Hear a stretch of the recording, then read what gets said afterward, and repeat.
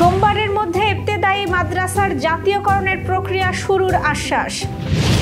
নির্বাচনের ফলাফল ঘোষণা, সংবাদ বিজ্ঞপ্তিতে জানানো হলো আমিরে জামায়াতের নাম। অবশেষে রাজি এনসিপি, ধানের শীষ আর শাপলা কলিতে হবে ফাইট, বললেন নাসির উদ্দিন। নোট অফ ডিসেন্টের মাধ্যমে বিএনপির স্বৈরাচার হওয়ার চিন্তাভাবনা বোঝা যায়, মন্তব্য তাহেরের। বারবার ফিনিক্স পাখির মতো ঘুরে দাঁড়িয়েছে বিএনপি, বললেন মির্জা ফখরুল। অন্তর্বর্তীকালীন সরকারের কোনো প্রিন্সিপাল পজিশন নেই, অভিযোগ এবি পার্টির চেয়ারম্যানের। আরও শক্তিশালীভাবে পারমাণবিক স্থাপনা পুনর্নির্মাণের ঘোষণা ইরানের।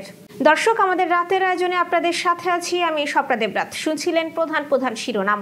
বিস্তারিততে যাওয়ার আগে আপডেট খবর পেতে গ্রামের কাগজের ইউটিউব চ্যানেল সাবস্ক্রাইব এবং ফেসবুক পেজ ফলো করে রাখুন।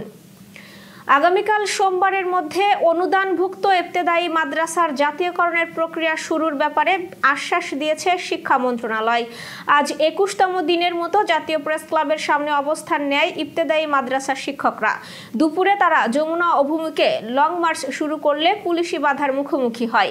বিকেলে শিক্ষকদের একটি প্রতিনিধি দল সচিবালয়ে আলোচনার জন্য যায়, সেখান থেকে ফিরে এসে এই ঘোষণা দেন তারা। তবে এতে অসন্তোষ জানিয়েছেন অনুদানবিহীন মাদ্রাসার শিক্ষকরা।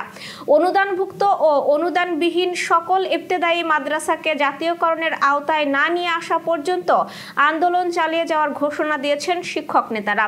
ইবতেদায়ী মাদ্রাসা শিক্ষা কার্যক্রম জাতীয়করণের দাবিতে ১২ অক্টোবর অবস্থান কর্মসূচি শুরু করেন শিক্ষকরা। ৩০ অক্টোবর বিকেলের মধ্যে এ নিয়ে গেজেট প্রকাশ না করা হলে আজকের দিনে প্রেস ক্লাব টু যমুনা অভিমুখে লং মার্চের ঘোষণা দেন তারা। বাংলাদেশ জামায়াতে ইসলামীর ২০২৬ থেকে ২৮ কার্যকালের জন্য আমির হিসেবে পুনরায় নির্বাচিত হয়েছেন ডাক্তার শফিকুর রহমান।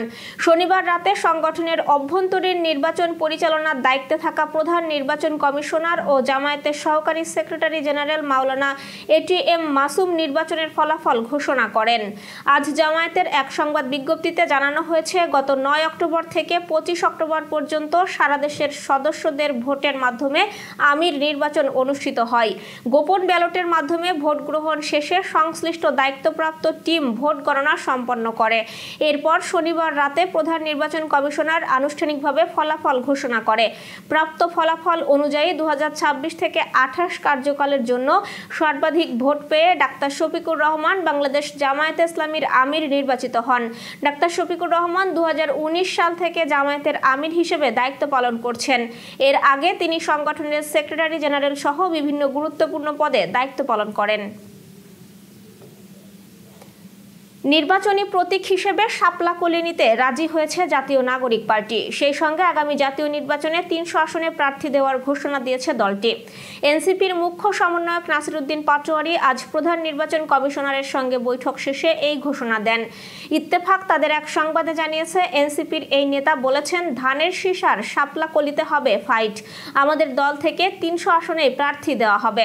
শাপলা কলি প্রতীক নিয়ে দেশ জুড়ে এনসিপি ইতিবাচক সাড়া পেয়েছে বলে দাবি করেন নাসির উদ্দিন পাটোয়ারি। তিনি বলেন, দেশবাসীর কাছে আমরা শাপলা কলি নিয়েও কিছু পজিটিভ সাড়া পেয়েছি। এটা শাপলার চেয়ে এক ধাপ এগিয়ে শাপলা কলি হয়েছে, অর্থাৎ শাপলাও আছে কলিও আছে। সেই জায়গায় নির্বাচন কমিশন আমরা যতটুকু চিন্তা করেছি তারা এক ধাপ একটু বাড়িয়ে চিন্তা করে সেখানে কলিও শাপলা যুক্ত করেছে।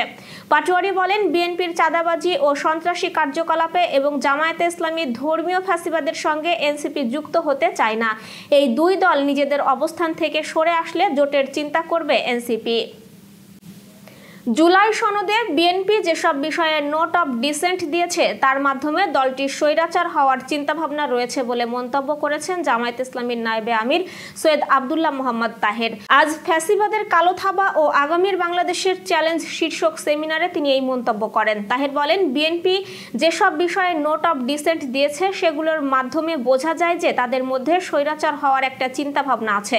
ভেতরে ভেতরে আবার স্বৈরাচার হওয়ার একটা খায়েশ আছে মনে হচ্ছে। যে কারণে স্বৈরাচার হওয়ার যে রাস্তা আমরা বন্ধ করতে চাচ্ছিলাম তারা করতে দিচ্ছে না। বিএনপি মহাসচিব মির্জা ফখরুল ইসলাম আলমগীর বলেছেন, বাংলাদেশের শত্রুরা মাথাচাড়া দিয়ে উঠেছে। যতই দিন যাচ্ছে ততই নৈরাজ্য সৃষ্টির চক্রান্ত চলছে। আজ বিএনপির কেন্দ্রীয় কার্যালয়ে 7 নভেম্বর বিপ্লব ও সংহতি দিবস উপলক্ষে যৌথ সভা শেষে সংবাদ সম্মেলনে তিনি এই অভিযোগ করেন। তিনি বলেন, যতই সময় যাচ্ছে ততই পুরোপুরি একটি নৈরাজ্য সৃষ্টির অপচেষ্টা চলছে। দুর্ভাগ্যক্রমে আমরা দেখছি সোশ্যাল মিডিয়াতেও সেই প্রোপাগান্ডা ও মিথ্যা প্রচার দিয়ে বাংলাদেশে একটা নৈরাজ্য সৃষ্টির প্রক্রিয়া চলছে। মির্জা ফখরুল বলেন, শহীদ জিয়ার জাতীয়তাবাদী আদর্শ ধারণ করায় বিএনপি কখনো পরাজিত হয়নি। নির্যাতন, নিপীড়ন ও নানা চক্রান্তের পরও বারবার ফিনিক্স পাখির মতো ঘুরে দাঁড়িয়েছে বিএনপি। অন্তর্বর্তী সরকারের নীতিগত কোনো অবস্থান নেই বলে মন্তব্য করেছেন আমার বাংলাদেশ পার্টির চেয়ারম্যান মুজিবুর রহমান মঞ্জু।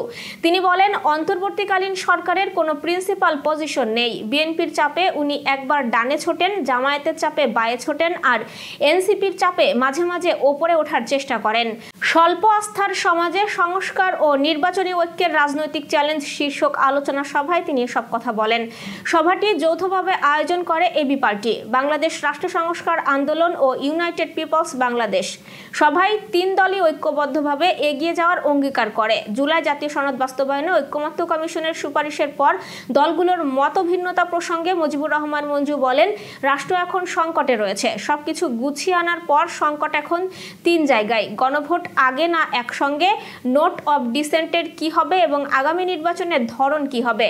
সরকারের নীতিহীন অবস্থানকে দায়ী করে তিনি বলেন, কয়েকটা দলের মন জুগিয়ে চলার রাজনীতি বাদ না দিলে আপনারা যে একটা সুযোগ পেয়েছেন তা হারাবেন। তখন দেশের মানুষের কাছে আপনাদের দায় থেকে কেউ মুক্তি দিতে পারবে না।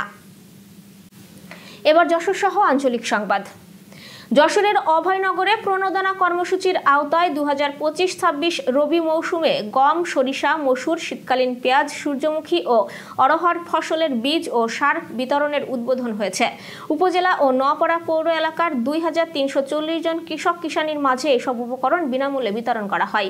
আমাদের প্রতিনিধি জাকির হোসেন হৃদয় জানিয়েছেন, অভয়নগর উপজেলা প্রশাসন ও কৃষি সম্প্রসারণ অধিদপ্তরের আয়োজনে আজ উপজেলা পরিষদ চত্বরে বীজ ও সার বিতরণের উদ্বোধন অনুষ্ঠান হয়।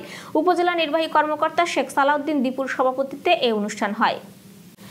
আসন্ন জাতীয় সংসদ নির্বাচনকে সামনে রেখে যশোরের কেশবপুরে বিএনপি ও অঙ্গ সহযোগী সংগঠনের উদ্যোগে যৌথ সভা অনুষ্ঠিত হয়েছে। আজ বিকেলে প্রাথমিক শিক্ষক মিলনায়তনে এই সভা অনুষ্ঠিত হয়। প্রতিনিধি রায়হান জনি জানিয়েছেন, সভায় প্রধান অতিথির বক্তব্য রাখেন যশোর জেলা বিএনপির সভাপতি অ্যাডভোকেট সৈয়দ সাবেরুল হক সাবু। বিশেষ অতিথি ছিলেন জেলা বিএনপির সাধারণ সম্পাদক দেলোয়ার হোসেন খোকন। অনুষ্ঠানের সভাপতিত্ব করেন কেশবপুর উপজেলা বিএনপির সভাপতি আবুল হোসেন আজাদ। যশোরের অভয়নগরে 2025-26 অর্থ বছরে রাজস্ব খাতের আওতায় উপজেলার পুরাখালী বাউরে মাছের পোনা অবমুক্ত করা হয়েছে। উপজেলা প্রশাসন ও মৎস্য অফিসের আয়োজনে রোববার দুপুরে উপজেলার শ্রীধরপুর ইউনিয়নের পুরাখালী বাউরে এই মাছের পোনা অবমুক্ত করা হয়। রুই, কাতলা, মৃগেল সহ বিভিন্ন প্রজাতির প্রায় 400 কেজি মাছের পোনা অবমুক্ত করা হয়েছে। উপজেলা নির্বাহী অফিসার শেখ সালাউদ্দিন দীপুর সভাপতিত্বে প্রধান অতিথি ছিলেন খুলনা বিভাগীয় উপপরিচালক বিপুল বসাক। 750 বিঘা জমির আয়তনের এই বাউরের মাছের পোনা অবমুক্ত করা সহ কিভাবে যুগোপযোগী করে বাউরকুল এলাকার মানুষের ভাগ্যের উন্নয়ন করার ব্যাপারে বিভিন্ন সিদ্ধান্ত গ্রহণ করা হয়। Renaissance hospital and diagnostic centre. রেনেসাতেই মিলছে কম খরচে উন্নত সেবা। তাই নিশ্চিন্তে আমাদের সেবা নিন, সুস্থ থাকুন। Renaissance hospital and diagnostic centre, সদর হাসপাতাল মোড়, দরাটানা, যশোর। দর্শক, শেষ করব খেলার সংবাদ দিয়ে। ইসরায়েল ও যুক্তরাষ্ট্রের হামলায় ক্ষতিগ্রস্ত সব পারমাণবিক স্থাপনা আগের চেয়ে আরও শক্তিশালীভাবে পুনর্নির্মাণের ঘোষণা দিয়েছে ইরান। আজ ইরানের প্রেসিডেন্ট মাসুদ পেজেশকিয়ান দেশটির পারমাণবিক সংস্থা পরিদর্শনে গিয়ে এই ঘোষণা দিয়েছেন। এদিকে তেহরান ও ওয়াশিংটনকে স্থবির কূটনৈতিক আলোচনা পুনরায় শুরু করার আহ্বান জানিয়েছে দুই দেশের মাঝে মধ্যস্থতাকারী ভূমিকা পালন করা ওমান। মার্কিন প্রেসিডেন্ট ডোনাল্ড ট্রাম্প বলেছেন, সাম্প্রতিক হামলায় ইরানের পারমাণবিক কর্মসূচি সম্পূর্ণভাবে ধ্বংস হয়েছে, যদিও ক্ষয়ক্ষতির প্রকৃত মাত্রা এখনো স্পষ্ট নয়। ইরানের প্রেসিডেন্ট মাসুদ পেজেশকিয়ান দেশটির পারমাণবিক সংস্থা পরিদর্শনে গিয়ে বলেছেন, তেহরান ধ্বংসপ্রাপ্ত সব স্থাপনা আগের চেয়ে আরও শক্তিশালীভাবে নির্মাণ করবে। দর্শক, এই ছিল আজকের রাতের আয়োজন। এরপর সকালের খবর দেখার আমন্ত্রণ জানাচ্ছি। সেই সাথে করোনা প্রতিরোধে স্বাস্থ্যবিধি মেনে চলুন, সতর্ক হন ডেঙ্গু প্রতিরোধেও। শুভরাত্রি।